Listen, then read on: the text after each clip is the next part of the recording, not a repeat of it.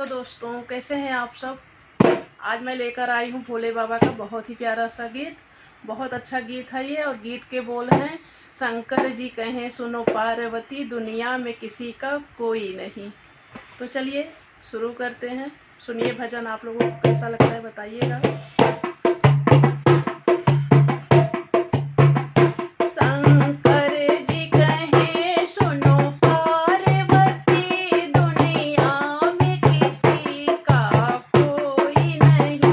शंकर जी कहें सुनो पार्वती, दुनिया में किसी का कोई नहीं। दुनिया में किसी का कोई नहीं। लाखों की गर्दन काट दिए, अपनों की खातिर वाल्मीकि। लाखों की गर्दन काट दिए, अपनों की खातिर वाल्मीकि। पर पाप का भागी बनने को तैयार न था उनका कोई।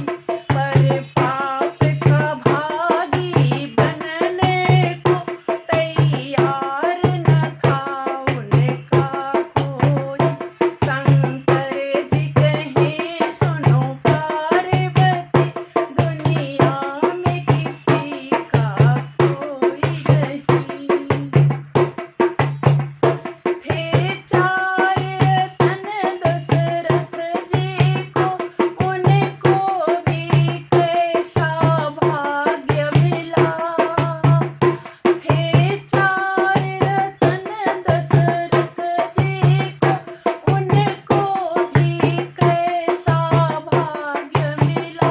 जब राम चले वनवास उधर, और मरण हुआ तब कोई नहीं। जब